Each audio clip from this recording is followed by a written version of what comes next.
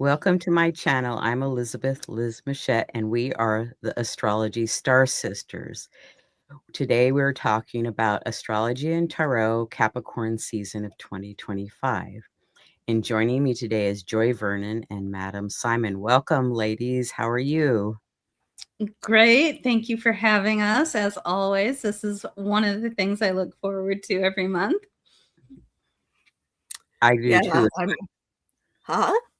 I do too as well. How about you, Ximon? I'm just glad we have power back. It's been kind of nuts in the Pacific Northwest for the past week or so. With flooding and wind, it's been quite the challenge, that's for sure. So we're going to get to our show. Joy Vernon is an astrologer, a tarot reader, and a Reiki master. Her website is joyvernon.com. Madam Ximon is an archetypal astrologer, tarot reader, and visionary artist, and her website is iconalchemy.com. I'm an astrologer, author, intuitive, and tarot reader also, and my website is alightpath.com.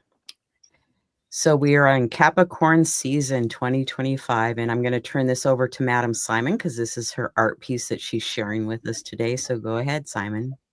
Oh, it's just a fairly Capricornian drawing with a waxing new moon crescent in the background. So that will be applicable actually at the time of the Capricorn ingress. Today is actually the day of the new moon that we're recording this. But yes, just a little bit of sea goat goodness for us. Thank you for sharing your art with us today. So we're talking about Capricorn, and I'll let Joy lead us off now. Okay, awesome. And so Capricorn is a cardinal sign, which initiates, creates. It's the start of the season. The cardinal signs in general always start their season, and therefore it equates to the equinoxes and solstices. The ruling planet is Saturn. And the element is earth, solid, stable, secure, committed. It builds trust. It's slow. Mantra, I utilize, I function in the world, I achieve are all some examples of mantras that are associated with Capricorn. And our keywords for Capricorn are structure, boundaries, building, practical, hardworking, ambitious, frugal, patient, responsible, resourceful, dependable, disciplined, traditional. You can see that Liz had some keywords and I added some keywords and some other. so we ended up with quite the list this time. The caution can be a little too serious. Some people say bossy, maybe a little pessimistic. As I think of certain Capricorns, I know, like, yeah, I can see that. Impatient, maybe rule bound a lot of times, regimented, sometimes rigid or a workaholic. Those are all things that can show up for Capricorn. Would you like to add anything, Ximon? Oh, no, I actually added a couple of keywords in there as well. So I thank you both. And thank you, Joy, for doing the slides this time. Since we had no power, we couldn't help out at all, really. Yeah. So the sun's ingress into Capricorn, and I'll let you take it over, Joy. Yeah, and so one of the main things that we get during this season of Capricorn, or this month that's associated with Capricorn, is we end up with a lot of Capricorn transits. In fact, we'll end up with a stellium, and that's one of our topics for discussion, is what exactly is a stellium? How many planets do you count? And does it have to have personal planets and things like that? So our main focus is going to be on that stellium. And so far at the ingress, we do get 3 planets in Capricorn. We get the sun right there at 0 degrees. Mars is at 4, and then the moon's down there at 17, which, as Ximon pointed out, is that waxing crescent. And so And of course later Mercury will enter in on New Year's Day, which I think is kind of interesting. And Venus will enter in, and then Mercury will enter, and so we'll end up with four planets right there in Capricorn for pretty much the rest of that transit. And so what else do we have? We have the Sun, Venus, and Mars. The Mars in the early degrees of Capricorn, Venus in the late degrees of Sagittarius, Sun on the cusp. Those three are square to Saturn and to Neptune at the end of Pisces. We're going to talk about that a little bit more detail, and some moon transits are going to add a couple other turn some of the squares into T-squares later on. So we have an opportunity to talk about that. The Capricorn placements will oppose Jupiter because Jupiter's retrograde. As things move towards the middle of Capricorn, move forward towards the middle of Capricorn, Jupiter is moving backwards towards the middle of Cancer. And so we'll get some tight oppositions somewhere around 20 degrees of those respective signs. Jupiter is still trine to Saturn and Neptune, and our outer planet bisextile, which has been ongoing. And we've talked about that at least a couple times. And Mercury is square to the lunar nodes, which I think is interesting, although I didn't actually put in a slide to talk about that. So, because I'm like, our list is long enough. But if any of you want to address any of those things right off the bat, we can open up some things. Otherwise, we can go on to the sun ingress slide. Well, I want to mention that the sun's ingress winter solstice for the Pacific Northwest or the Pacific time zone, it's December 21st at 7:04 a.m. and that's on Sunday, and we're using the chart for Seattle. So go ahead, Simon, if you want to add something or talk about something. Well, so I just want to add a couple of little bits of astro nerdiness, which I suppose is in keeping with that Mercury squaring the nodes. Like, I want to make a little bit of detour in what I'm talking about from our regular course, which is to say, so the sun is actually opposing one of the goddess asteroids, Aia, who we don't have showing in this chart. But she is currently retrograde at 0 degrees of Cancer. Okay. And you will note we've got Black Moon Lilith, the mean position there in the 0 degrees of Sagittarius. The position I usually use for her is the interpolated or natural position, which is currently at, I believe, 25 degrees of Scorpio. So still holding some of the energy from that grand water trine that we've been going through over the past few months. So if you're still feeling some residue of that, that may have something to do with that. At 0 degrees of Aquarius, there is a trans-Neptunian object called Aron, named for a Welsh underworld deity or otherworldly deity, and then is conjoining at 29 degrees of Sagittarius, is conjoining the trans-Neptunian object Varda, who in Tolkienian mythology is considered to be the queen of the Valar, and interestingly enough, is associated with starlight, specifically as a being who arranged the constellations. So all of that together, with those two trans-Neptunian objects and the mean position of Lilith and Aia in Cancer, are forming a focused yod with the sun at the release point. So, that suggests, among other things, that there may still be this kind of internal processing going on from all of the stuff we've been experiencing emotionally in connection with that grand water trine, right? I.e., at the 0 degree of Cancer, and retrograde is kind of like pulling in and being more internal about understanding our emotional health. Okay. And Can you talk more about who Aia is?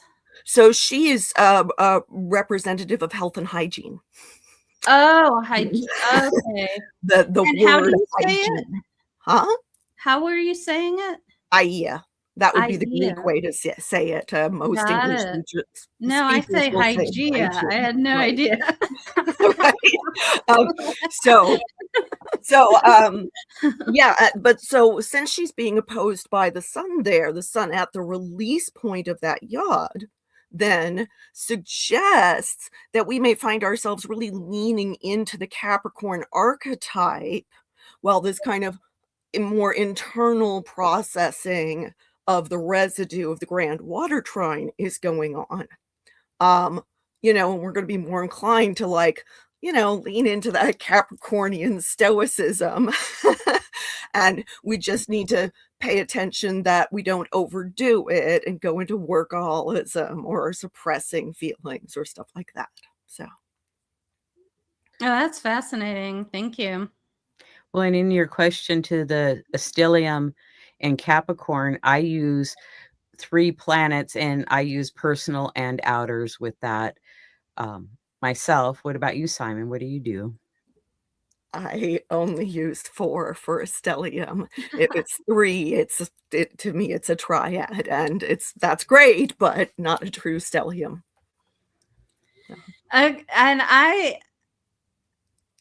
haven't come down. I usually use 4, but every once in a while, 3 just feels like that's good enough to talk about. to like reference, this is important. There's a lot of stuff going on here. But yeah, I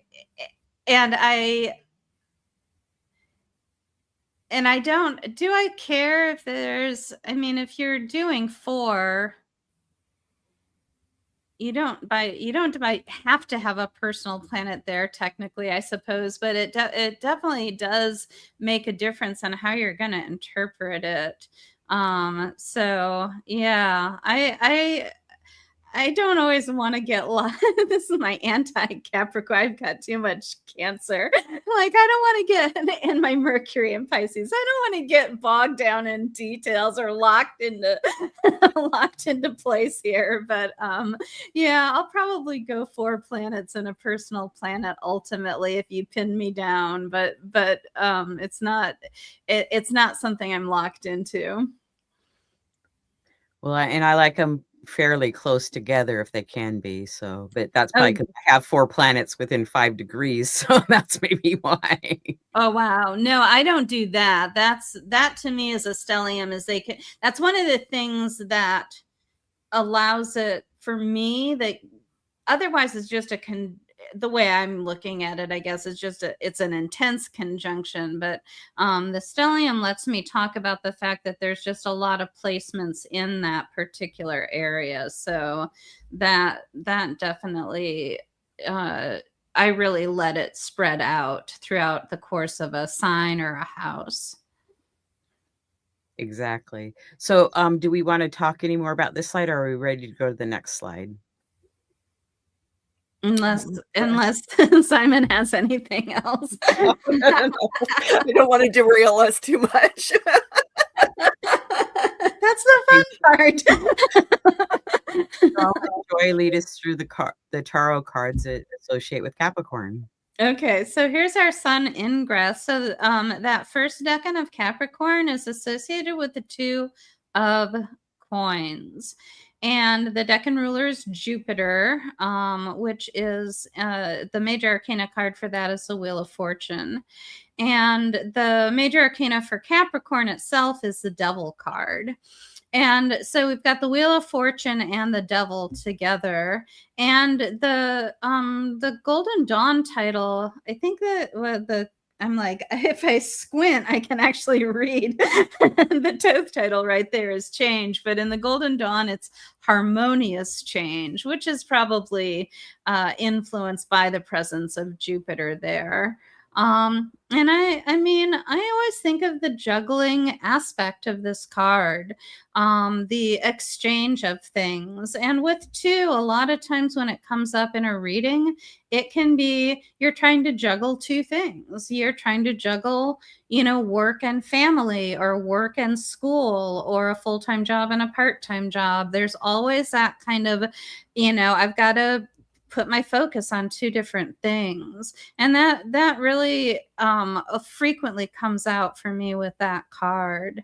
And the devil, especially as Capricorn, really ends up, I always think as Capricorn, I'll stick to professionalism and career energies with the devil card. But to me, it's about power and control.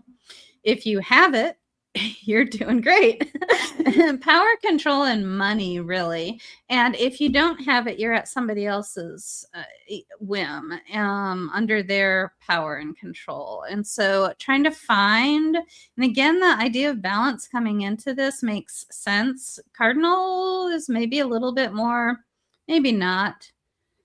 I was going to say it's more prone to extremes, and then I thought not necessarily.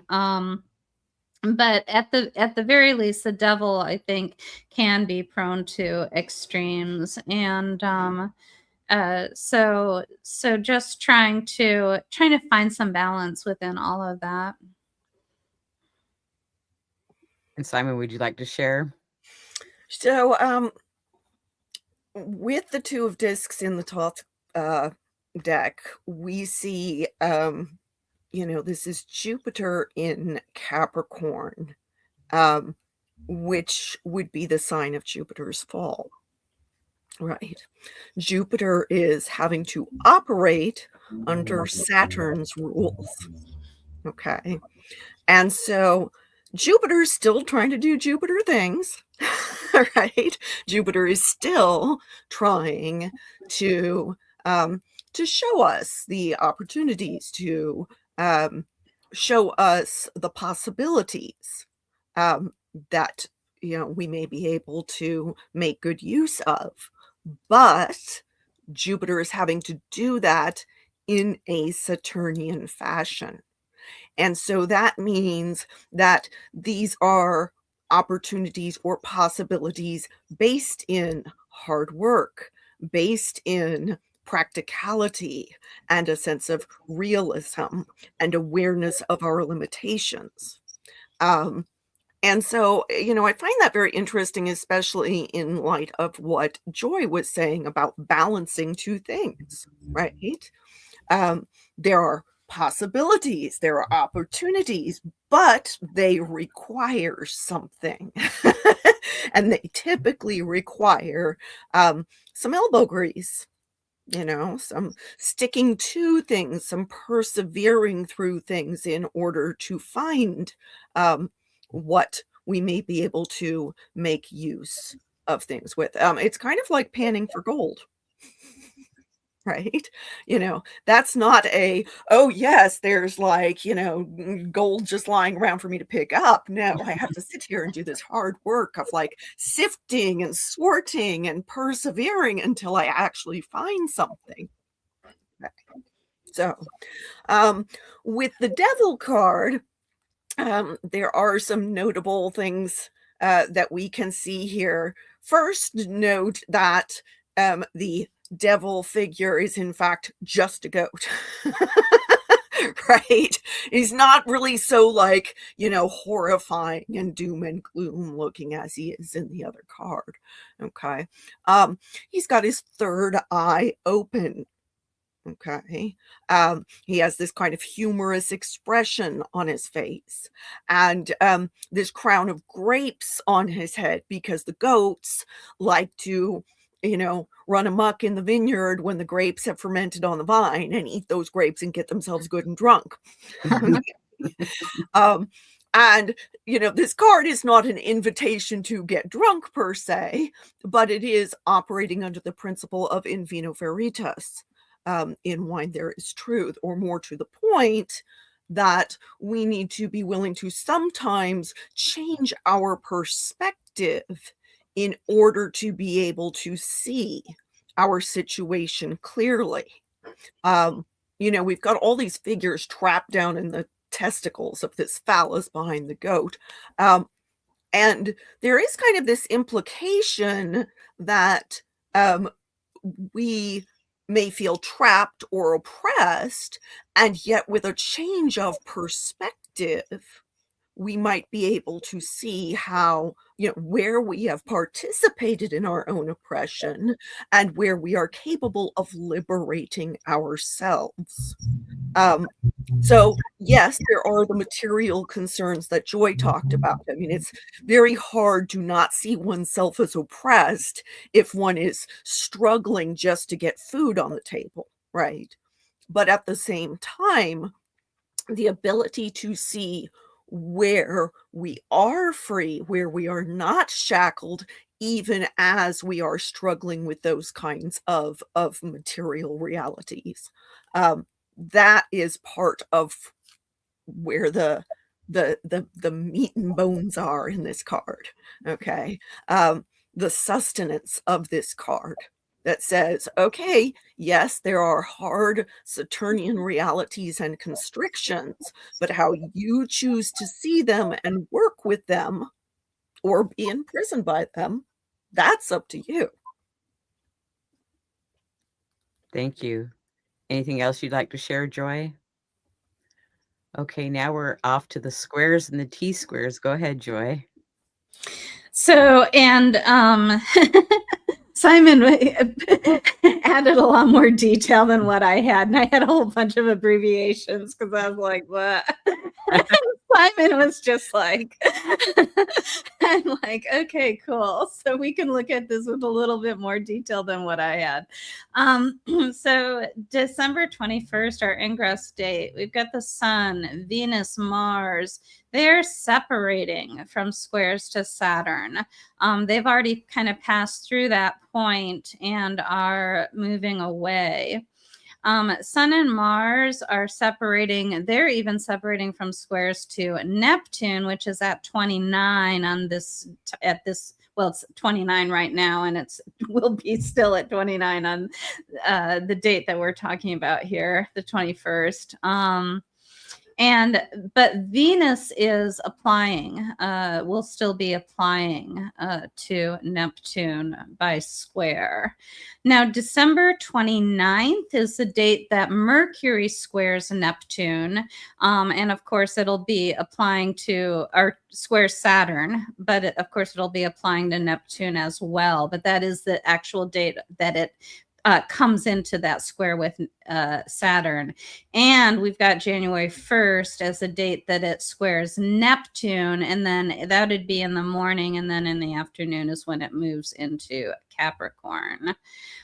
So in January, we get our Capricorn placements opposite to Jupiter. So you can see with some squares, and then with this opposition to Jupiter, we're getting quite a number of red lines going in the chart, which tends to be the challenging or difficult aspects. Now, what's interesting to me is when the moon swings around, it adds a couple of T-squares during the month. And on January 1st to 2nd, we get the moon at the end of Gemini and into the 1st degree of Cancer, where it opposes Mercury and Capricorn while squaring Saturn and Neptune. And so we get that Mercury, that'll be, like I said, January 1st. Mercury will be at the 1st degree of Capricorn. The moon by the 2nd has moved into the 1st degree of Cancer. And then those will both be opposite to each other and square to Saturn and Neptune.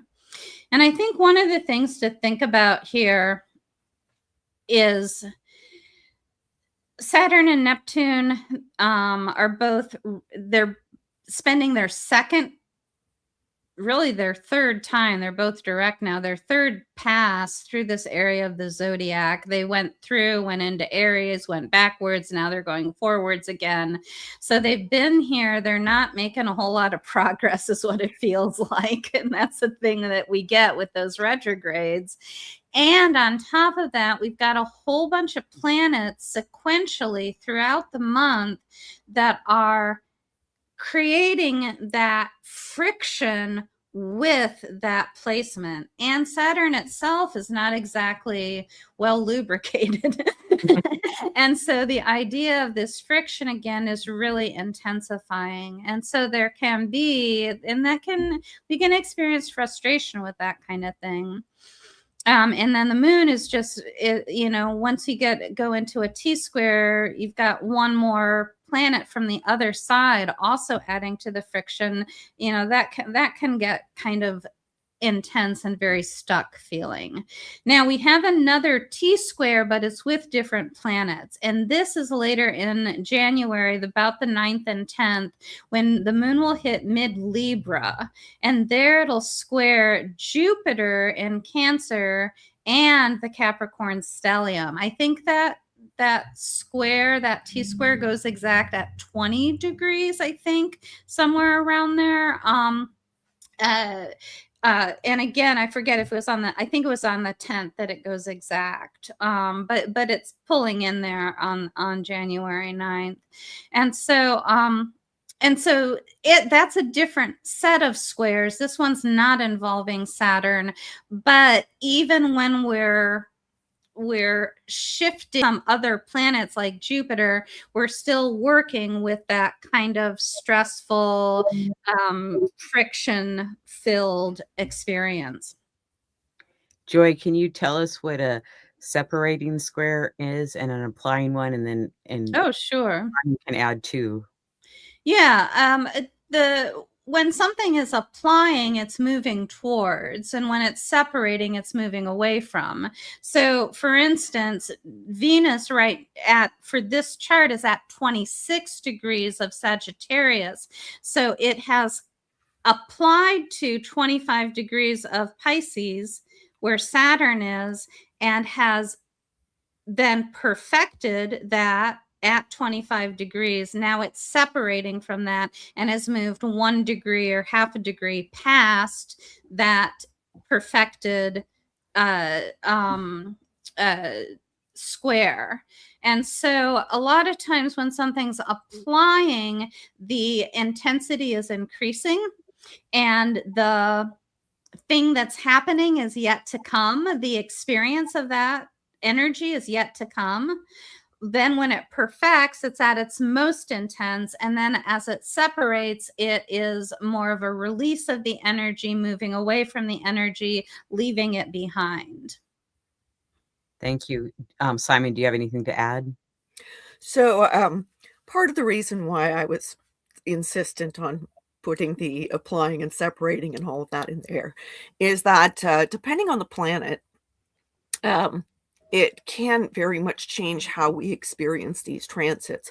For Mars transits in particular, it's a real game changer because a lot of the challenges in particular that we can associate with Mars transits are more likely to show up on the applying side than the separating side, and the fall off of influence for Mars transits is much quicker on the separating side.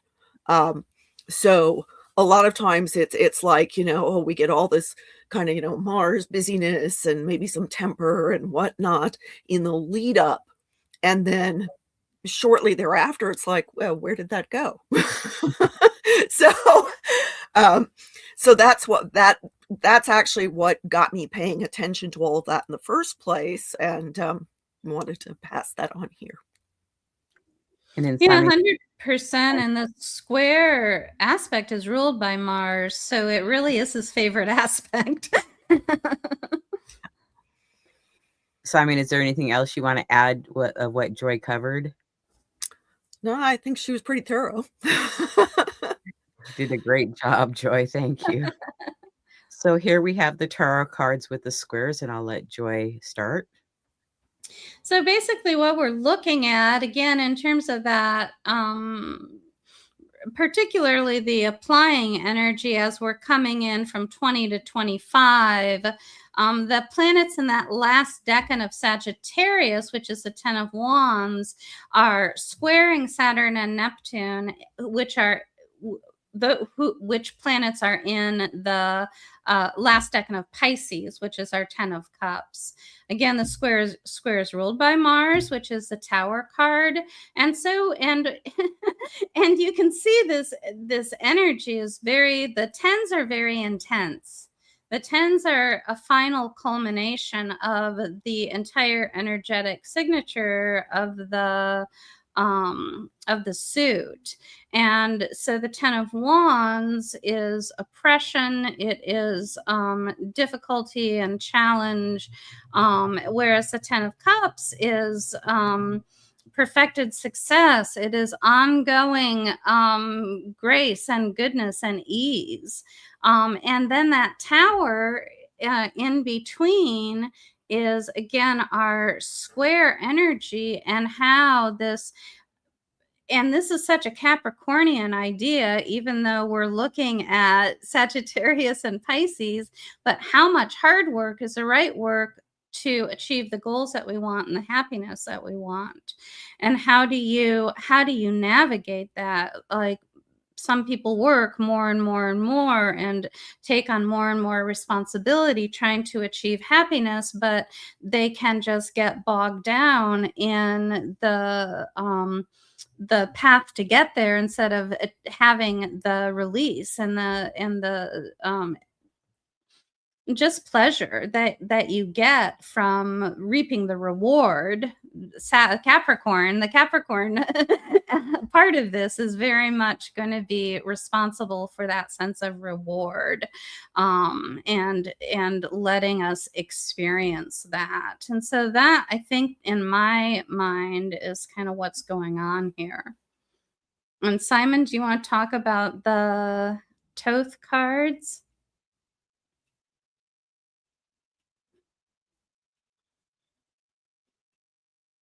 And hopefully I haven't lost Liz and Simon,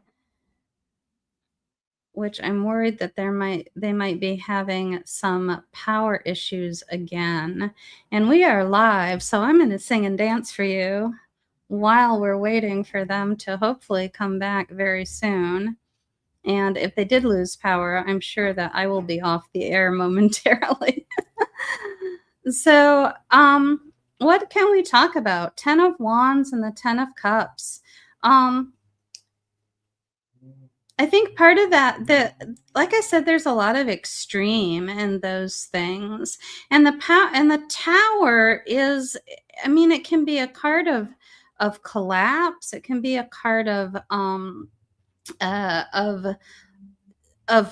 breaking down, breaking apart, losing something. It can be a card for enlightenment, for clarity, bringing clarity to a situation. But I think one of the warnings that it's giving us is this idea that, if you're working too hard, you don't want to burn out. You don't want to lose the entire purpose of what you're trying to achieve. And we can think both Sagittarius and Pisces are ruled by Jupiter, which, of course, as we saw, is over there in Cancer right now, in its sign of exaltation. And Jupiter can represent our philosophies about things and what's valuable to us, what's important to us. And so this negotiation that we have, that square, any kind of relationship between two things can be a negotiation. The transit, the aspect itself can give you the quality of the negotiation. So now we're in a Tower style quality for this negotiation. But this negotiation is between these two Jupiter ruled signs, and really comes down to, what do you believe in? What is your philosophy? Liz, is texting me. So this just in breaking news from Elizabeth Liz Muschett says that she has lost power and that they are fixing it. So that is good news. And like I said, until she cuts me off, I guess I'm going to keep talking. So you heard it first here. I will let you know with any updates to the current situation. So going back to our Jupiter ruled signs square to each other, what else can we say about that? Sagittarius and Pisces.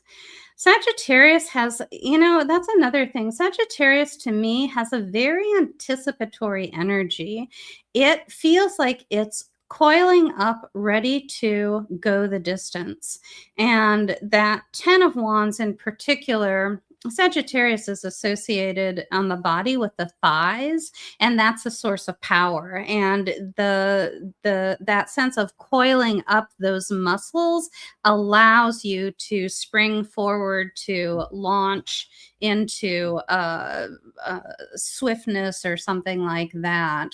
And so there is a real anticipation and a readiness that we get with Sagittarius, and that an intention to go the distance. And Pisces is much more of it's the end of the cycle. And so it does have a little bit of the sense of having gone through all of the achievement and coming to the conclusion. But Pisces also is almost a little bit in between I think there's a lot of reward that comes in Capricorn and Aquarius because they're ruled by Saturn. Pisces goes into a little bit of a liminal space in between, particularly that final decan, in between the end process and as we prepare for the beginning at Aries. And so even though these signs are relatively close to each other, it's not like comparing Aries and Pisces, but comparing Sagittarius and Pisces, we really do get maybe we can call it the building up energy for the final thrust towards completion of something. Again, and with the square relationship towards them, this might be the time that you are like, I just can't do it. I can't, I'm not going to be able to make it through. I've been working too hard. I'm too burned out. It just doesn't seem like the result is going to happen the way that I wanted it to. There's a lot of reasons to have that tower moment and to let those things collapse. But, if you can really see the reward at the end, if you can see all the way to those 10 of Cups, if you've got the vision and the foresight to be able to look towards that reward, I think you'll be able to navigate that tower moment and arrive at your reward at that 10 of Cups.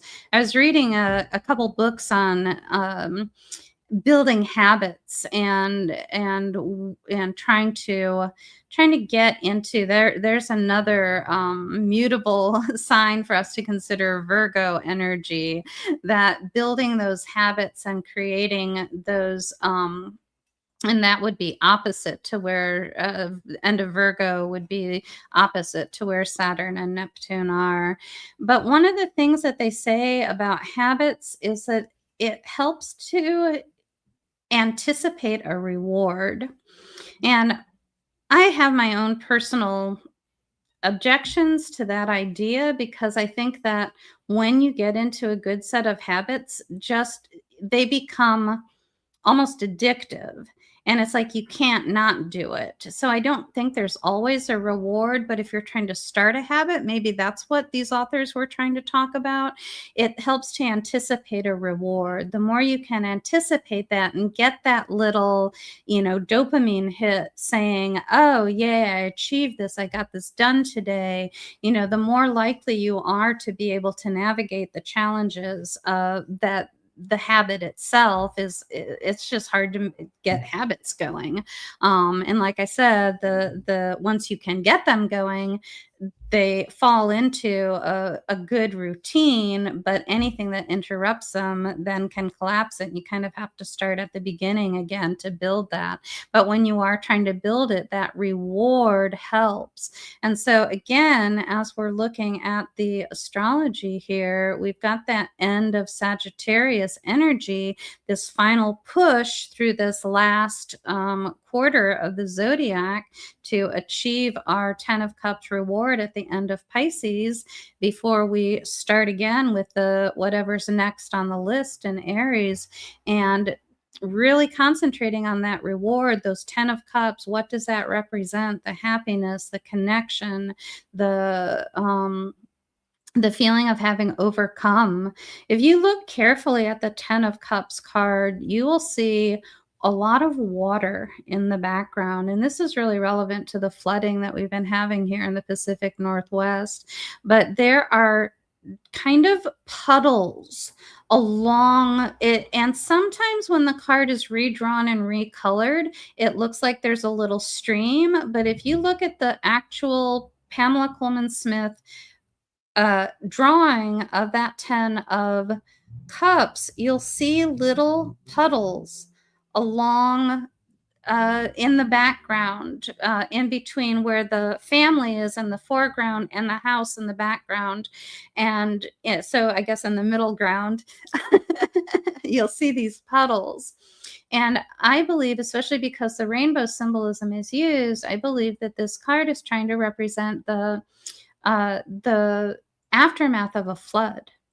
And the rainbow as a promise that in covenant that is given, that God will not destroy the earth or attempt to destroy the earth again, and the release of the stress of that as we try to navigate that and navigate all the challenges that we went through, the immense stress that you go through when your electricity goes out, when things are flooded, when you lose things, things are destroyed. So much there, but when it's all over and the waters have receded and you're still alive, you survived, that's something to celebrate. And so there's a lot of intensity to these cards. I'm wondering how they're doing with their electricity. I have nothing new coming through yet. There is no news. What else do you guys want to talk about? Let me see. I talked quite a lot about those squares. Well, we could look at the Thoth cards. I think the 10 of Wands and the Thoth deck is also called oppression, and the 10 of Cups is satiety or satiety, depending on where you grew up and how people said it. We could talk about, what could we talk about? The tower, and Kabbalistically, the tower is associated with the letter Pe, which means mouth. And so you'll see in the Thoth card, you'll see a large kind of fiery mouth kind of pit, almost like a hell mouth type of thing, at the bottom of the card. And then the tower itself, and there's like an eye, I think, at the top. And the idea of, and the letter Pe has, like, every letter in the Hebrew alphabet starts with a Yud, which is this divine spark or flame. So there's this little Yud, and then this curving thing that looks like Kaf, and then there's a second Yud inside the curve of that letter, and that is considered the tongue. In the Kaf is that kind of looks like this, is the mouth, and that second little flame is the tongue in the mouth, and so that's the letter Pe. And so the idea, and that helps understand the tower as the throat, as the um uh ex- expression that we get, speaking, speaking truth, speaking, the power of words, the ability to fight with words by arguing, by debating, by mediating, or defending, uh, verbally. And so that adds kind of a whole new layer to understanding the Tower card, and to understanding this idea of, what is this square relationship between these two signs, between these planets that are passing through this part of these two signs. What do they need to negotiate? What truth do they need to speak? How do they need to express themselves to overcome, again, whatever friction the square aspect is providing to them? So,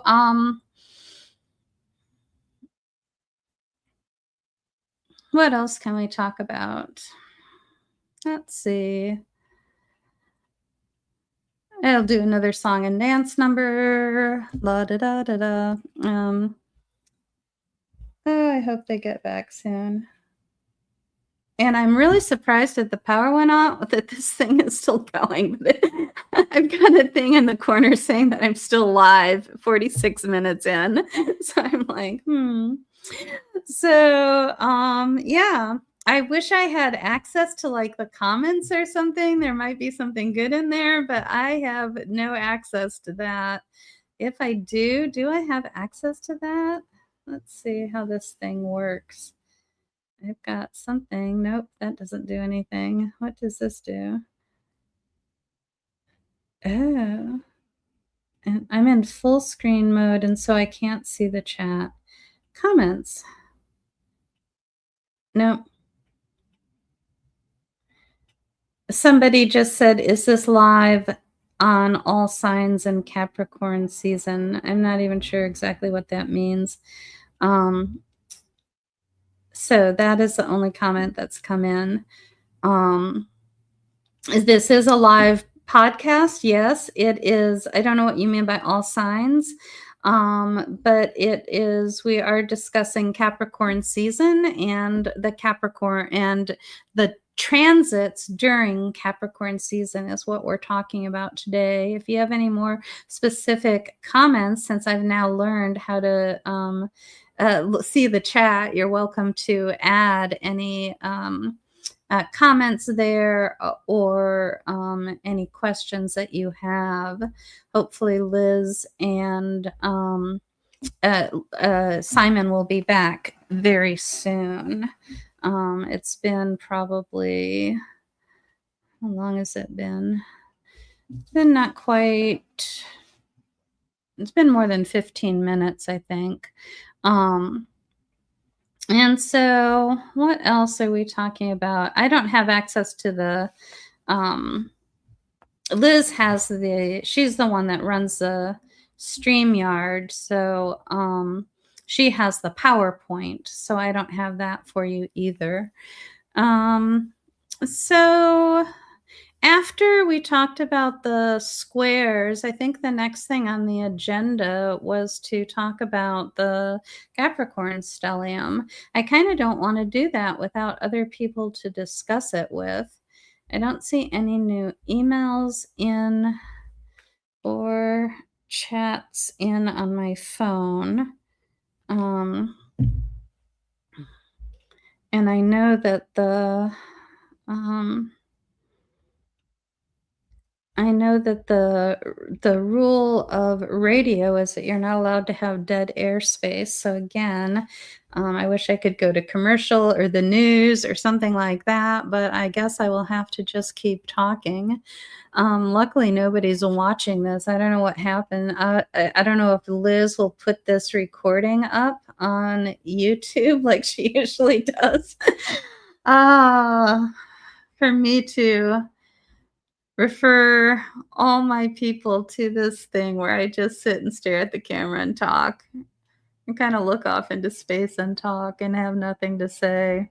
What else can we talk about? Like I said, I don't want to talk about too much that's on the PowerPoint because it'd be nice to have Liz and Simon to discuss it with.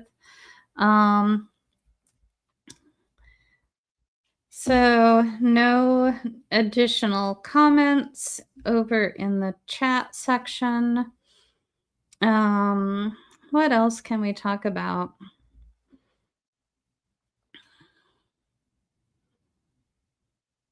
I'm really kind of at a loss. And I have no idea if this, if they're going to get that internet. I mean, I don't know like the exact status of that. Last time it was out for days. So whether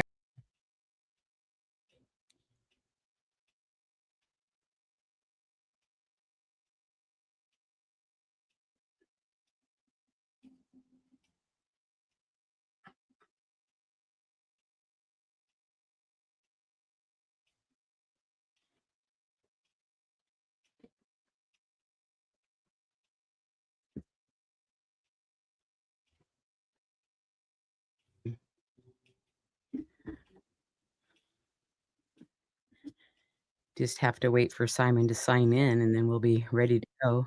Oh, there she awesome. is. Okay, we're back, and we're going to pick up where we left off. The power went out because they were hooking up the neighbor's house, that the cables got ripped from their house, so now they'll have power too. So when we left, Joy was talking about the squares. So did you want to add something, Simon? Oh, good heavens. I'm not quite sure where we were.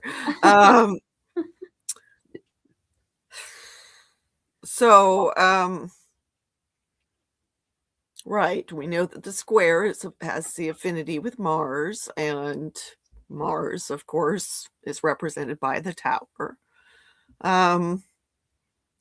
Tower events, while they certainly can be represented by external events, out in the real world, practical considerations and actual challenges, like, let's say, losing a job or having the power go out in the middle of a show or what have you.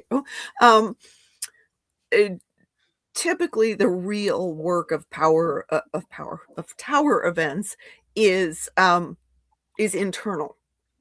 Okay.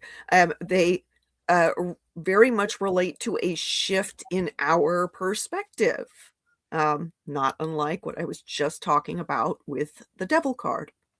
Okay. And while, yes, there can be sometimes some chaos, some confusion, sense of loss, etc., etc., they also are very good for clearing space, opening things up for new stuff to happen. So yes, there can be challenges, there can be frustrations, but what we can come out of a tower event with is both having new perspective and having some freedom to do things differently from how we did them before. And I do think that that's interesting within the context of Capricorn season, because as we mentioned before, one of the challenges or cautions with Capricorn is becoming too rigid. And so here Mars, who is exalted in Capricorn, can shake things up a bit, but while in Capricorn is doing so in actually a serious and practical manner. And so that actually strikes me as very good, that we have challenges that can help motivate us, but do so in useful directions, as opposed to just scattering us to the winds. Thank you. Are we ready to go to the next slide, Joy? So we have the Capricorn stellium. Go ahead, Joy. So, and this is the this is the thing that probably most interested me as I was looking at the month ahead energies. And what we have is that, first of all, Mars is in its decan, in the middle decan of Capricorn, and the sun is also in the same decan. And then Venus enters into that as well on this date or thereabouts at the time that Mercury enters Capricorn. So we got 3 planets there tight together in the middle decan, which is the Mars ruled decan, and Mercury is 10 degrees behind at the ingress point, the Jupiter ruled decan. And so we've got 4 planets, including some personal planets. So we're definitely good in terms of their most rigid meaning for the stellium, unless you think they all have to be tight together, and then there's still a problem. But and so but one of the things that I noticed that was really fun is that Mercury enters. Now, the software I was using to pull it said 1311. I'm like, 1311? Are you saying on 1/1 at 1:11 this is gonna happen? I'm like, that's just too cool. So yes, on January 1st at 1:11 p.m. Pacific time, Mercury enters Capricorn and we get our stellium. And those planets stay together throughout the remainder of the Capricorn season. Now, of course, at that same time, with it, it has already perfected that square to Saturn and Neptune, both of them, and is now separating from both. And as Simon pointed out, Mercury is also exalted in Capricorn. So it's exalted in the sign. It's in the decan that it rules. The sun is also in the decan of the time period. And so we've got some really nice energy going on that's very productive. I think there is an argument that, they're fairly tight together within the Venus Sun Mars is fairly tight within a 3-degree array, but and so they are combust. And that can be a negative because their energy is burned up by the sun. But at the same time, I want to just stick with a more neutral interpretation that these things are really reinforced. And, Venus, the finding some pleasure in things, the sun, just like, the main kind of hero of or main character protagonist of the story, and then Mars, that warrior element, that achiever, high achiever, ambitious character are that right there together, working together to achieve something right there on January 1st. So that was kind of the main energy that I was excited about. What do you guys think about it? Go ahead, Simon. Well, speaking as somebody with a combust Venus. Okay, good. In Capricorn, of all of the signs, Venus is least debilitated by being combust in Capricorn. It seems to be something about like the steadying nature of Capricorn. This is one of those times when Saturn is doing some good. You know, and it should be noted actually from a Vedic standpoint, Saturn is basically the child of the sun who is mistreated by the sun and comes back to like wreak vengeance upon the sun for the mistreatment. And so there is kind of that sense that the sun in Capricorn, in Saturn's realm, is kind of having to answer for things done to Saturn. And so I feel like Saturn here may be you know, backing up Venus a little bit. So that's nice from that standpoint of being able to deal with combustion. And of course, Mars being exalted in Capricorn is also getting some of that boost from Saturn in order to withstand the rays of the sun. So yes, are they having to deal with combustion? Sure, but they're in a far better condition otherwise to be able to deal with that combustion than they would be in another place. So that's very useful. And then, of course, yes, this is a true stellium, you know, with that little bit of number fun going on, at least for those of us in the Pacific time zone. I mean, you know, yes, it's arguably, you know, it's arbitrary. It's all part of the Gregorian calendar as opposed to, you know, previous or parallel calendars, but still fun. So, and then of course, you know, at the same time, Mercury being square the ruler of Capricorn upon entering Capricorn. And you know, it's a separating square, but it is still a factor, and still more tightly square Neptune. That makes for an interesting challenge. I kind of feel like, in a way, that is reminding us not to overthink things. That, you know, we can actually make use of the square to be able to handle, among other things, repetitive tasks, which Capricorn is very good at, as opposed to getting caught up in more cerebral tasks, or, you know, things requiring, you know, fussy attention to detail.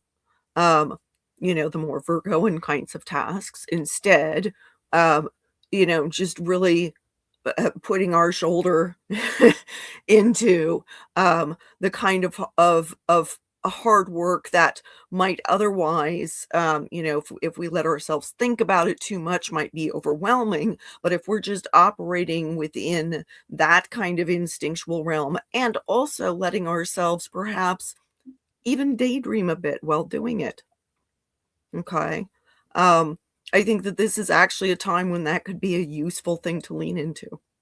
So, Thank you. Any more comments? Well, it is. I mean, now that you pointed out, we basically have, it's not by degree, but we can say there's a mutual reception between Venus and Saturn. You said Venus is like naturally is just not quite as debilitated when combust in Capricorn, but you know, in terms of finding some support for her, there is a mutual reception there because she's exalted in Pisces, and so she can help Saturn, and Saturn can help her as well. And so that really does increase that. And I think that there's Venus and Mars work together in an interesting way. They are lovers in mythology, and just the idea that Venus brings together and Mars separates, and Venus is pleasure and Mars is fighting or competition or something like that. I think these come together in a really interesting way that's interesting to explore the combination of them in terms of how can I allow my competition and my pleasure to both be simultaneously working together towards goals. And there's just so much productivity in Capricorn, and how can I achieve and make my goals happen, keeping the over the hard work that Mars tends to imbalance with, just like our ingress card, the Two of Pentacles. How can I keep that in balance with the idea of having some pleasure and having some time out and taking the unexpected rest in Capricorn, which Venus might invite us to. Thank you. Are we ready to go on to the next slide? Yeah. Okay, here we have the Capricorn stellium with all the tarot cards. Go ahead, Joy. And so those on the top left there, we have our 4 cards for the planets. So the Magician is Mercury, the Empress is Venus, the Tower is Mars, and the Sun is the Sun. And the Devil card, of course, for Capricorn. And so I've got and right next to the Rider-Waite-Smith Devil, I have the Crowley Harris Thoth Devil, and then the Thoth cards equivalents over there on the bottom right as well for us to look at and compare. It's interesting to see the cards laid out. There's a lot of, first of all, the Magician, Empress, and the Sun are all such nice, happy, fun cards. And then we get the Tower right in the middle of it. And especially in Capricorn, I think I like Mars in Capricorn. And Mars, for me, is extremely motivating. A lot of times when I haven't worked on something for a long time and I know it needs to get done, and I finally suddenly work on it, if I go and check the current planets, usually Mars will be doing something. It'll be joining something in my chart, or it'll just happen to be on the ascendant or on the midheaven at the time that I suddenly got motivated to get something done. So I've got a day chart. Mars is my most difficult planet, but I really find that if you know how to work with Mars, it really can be a wonderful experience. And sometimes we motivate with threats, and maybe that's part of the Tower energy. It's just like the fear of what's going to happen if I don't do this suddenly outweighs the like unhappiness of having to actually do the work. So maybe that's what Mars is doing, but I find it to be a really useful planet. And so again, and the Devil, of course, also gives a little bit of a negative twist to this in some ways that we wouldn't consider Capricorn astrologically to have quite the negative connotation that the Devil card itself has. But when we look at that card, it is easy. I mean, the devil can be about constraint and being chained up, and the Tower is about breaking free. And so maybe even breaking free of some of our constraints and letting some of the light from the Magician, the Empress, and the Sun kind of come through. Maybe that's why this that could be a part of why this stellium feels so productive and happy. It really feels like a good thing to me. So those are my thoughts. What have you got, Simon? Well, I'm born in a night chart, and Mars is the mutant of my chart, the strongest planet in my chart. So I am pretty Marsy. So I like the Mars energy as well. I tend to think of Mars and Venus in particular as being about creative willpower. Um, you know, when you combine that with the Magician, you can get a lot done. And, you know, add the sun to that, and now you've got that, you know, the blessings of discernment and light and happiness there. I mean, that's really great. In the context of, you know, the Devil card, I notice with the Rider Waite Smith, there is the downward facing pentagram, which is indicative of matter over spirit. And so I do kind of look at this from that standpoint of, if we fall into the trap that Capricorn can sometimes fall into, of being so concerned with our material reality that we forget the rest of the components of the pentagram, the rest of life, the rest of the elements, then certainly that can be oppressive. I mean, you know, we're living in the age of the oligarchs right now, and they most certainly seem to have forgotten things besides the confinement of matter. Okay. And so, yes, that is problematic. And here, that tower, that Mars, can be useful to, you know, break us loose of some of that rigidity. To say, yes, it is wonderful for us to work toward our material goals. It is wonderful for us to utilize some of the bounteousness of the Empress in order to do creative things and magical things. But don't let matter outweigh spirit. Don't let concern with the material cause you to forget everything else. So, yeah, I actually love this combination. I think Mars is very useful here. Well said. Anything else, Joy? No, that's it. Okay, it's time for our random card draw. And while you are getting your cards ready to pick a card, I'm going to thank all of our audience that's watched live.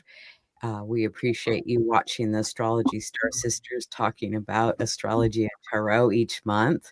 And I want to thank Joy for helping with the slideshow, or doing the slides, all of it, and Simon for proofreading it, and everybody's contribution. And we always look forward to having you come back and join us each month. And there's lots of other shows. And when Joy or Simon's ready for a card, one of you can start sharing whenever you're ready.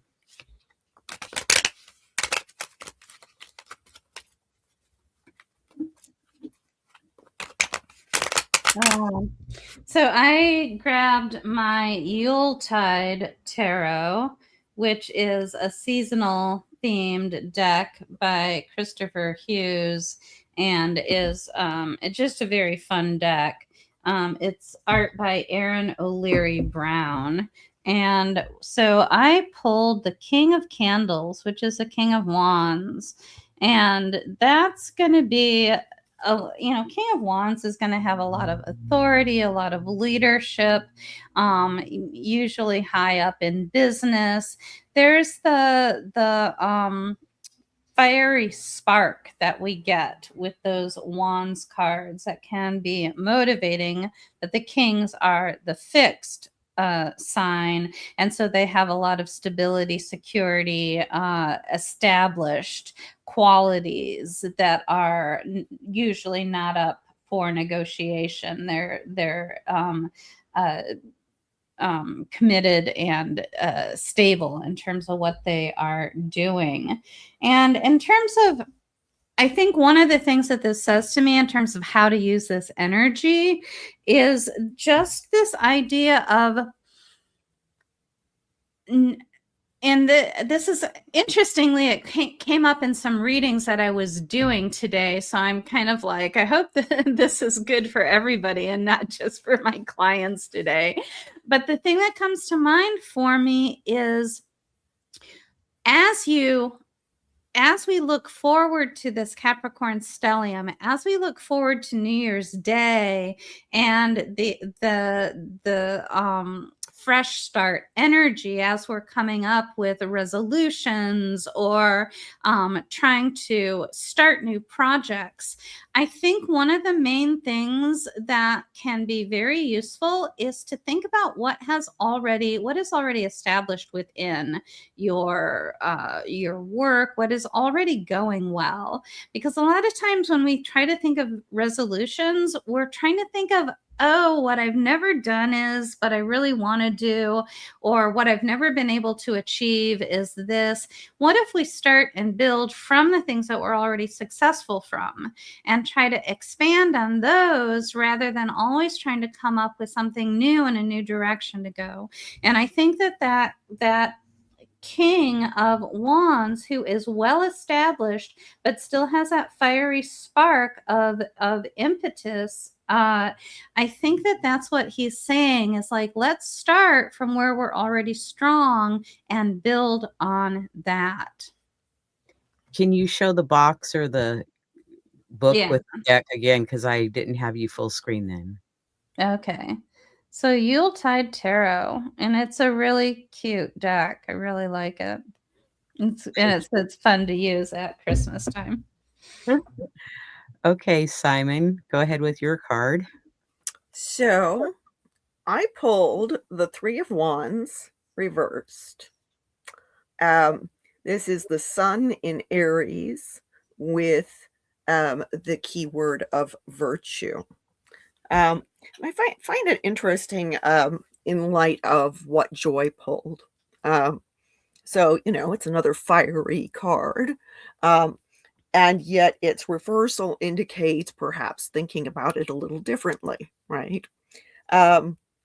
So the Sun in Aries is exalted, and that is where the Sun is at the time of the vernal equinox. And here at the Capricorn ingress, we are looking forward to 3 more months of winter. We're in that dark space before the spring. Okay. Now the Three of Wands in the Thoth deck is called virtue, because it is about working with what we're good at, working with our strengths, right? But I'm thinking of this reversed position as being about working with our weaknesses, not so much from the standpoint of like, oh, I must shore up these things that are problematic in me, but rather appreciating the things where we feel like we don't yet know enough, or where we are still a little small. There is a virtue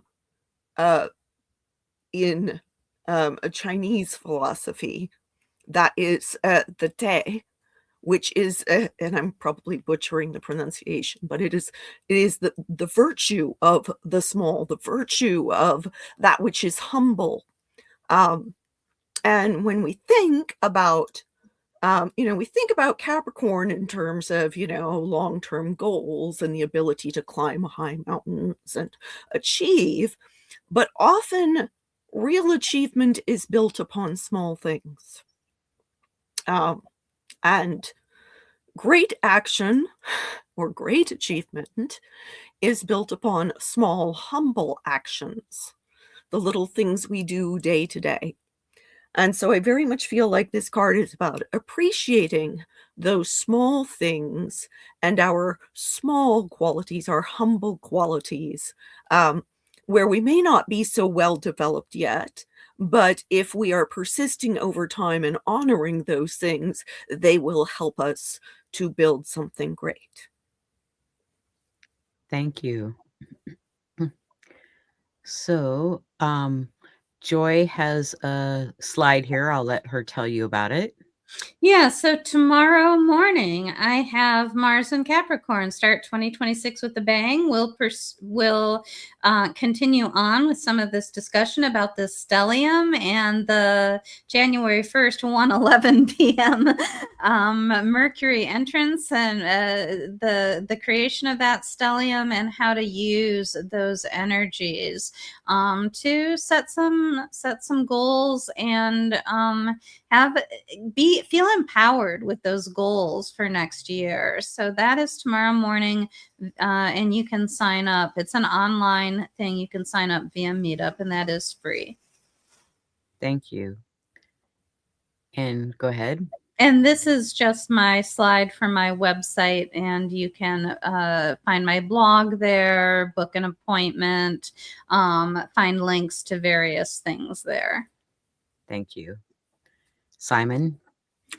So I can be found on Patreon, where I write about astrological transits and create custom astrological art for my patrons, as well as semi-regular art based on the current transits.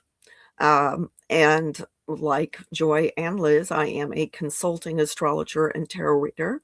And so if you are wishing to schedule a consultation with me, you can do so at my website, which is iconalchemy.com.